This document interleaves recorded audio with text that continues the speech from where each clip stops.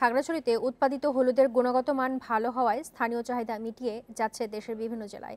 তবে ভালো দাম পাচ্ছেন না চাষিরা। আগের তুলনায় মন প্রতি ২,০০০ টাকা কমে হলুদ বিক্রি করতে হচ্ছে তাদের। লোকসান গুনতে হচ্ছে ব্যবসায়ীদেরও। খাগড়াছড়িতে উৎপাদিত হলুদের খ্যাতি দেশজোড়া। অনুকূল আবহাওয়া ও চাষের উপযোগী মাটি হওয়ায় প্রতি বছর এখানে বিপুল পরিমাণ হলুদ উৎপাদিত হয়। পাহাড়ি এলাকার পাশাপাশি সমতলেও হলুদ চাষ হয়। ফলন ও জাত ভালো হওয়ায় কমলা সুন্দরী সহ বিভিন্ন জাতের হলুদ উৎপাদন করছেন চাষিরা। তবে গত ৩-৪ বছর ধরে ন্যায্য মূল্য পাচ্ছেন না বলে জানান তারা। আগে প্রতিমণ শুকনো হলুদ ৬.৫ থেকে ৭,০০০ টাকায় বিক্রি হলেও বর্তমানে তা বিক্রি হচ্ছে ৩.৫ থেকে ৪,০০০ টাকায়।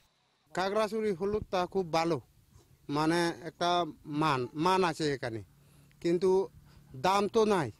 এদিকে চাষিদের কাছ থেকে কাঁচা হলুদ কিনে তা শুকিয়ে গুদামজাত করেন পাইকারি ব্যবসায়ীরা। তারা জানান প্রতিমণ শুকনো হলুদ উৎপাদনে তাদের খরচ হয় প্রায় ৪,২০০ টাকা।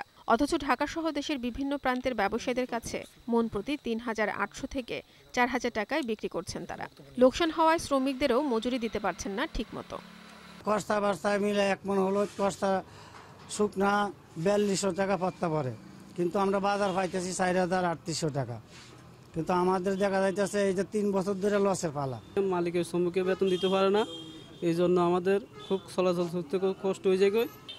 বিষয়টি স্বীকার করে কৃষি সম্প্রসারণ অধিদপ্তর জানায় হলুদ চাষিদের জন্য ৪% সুদে ঋণ দিচ্ছে সরকার। বাজারে বর্তমানে যে মূল্যে হলুদ বিক্রি হচ্ছে সেখানে কৃষকরা খুব একটা লাভবান হচ্ছে না। তো এই প্রেক্ষিতে সরকার হলুদ চাষটাকে উৎসাহিত করার জন্য ৬০% সুদে ব্যাংক ঋণের ব্যবস্থা রেখেছে। চলতি বছরে খাগড়াছড়ি জেলায় হলুদ উৎপাদনের লক্ষ্যমাত্রা ১৬,৫৫০ মেট্রিক টন। মৌসুমী আক্তার, ইন্ডিপেন্ডেন্ট নিউজ ডেস্ক।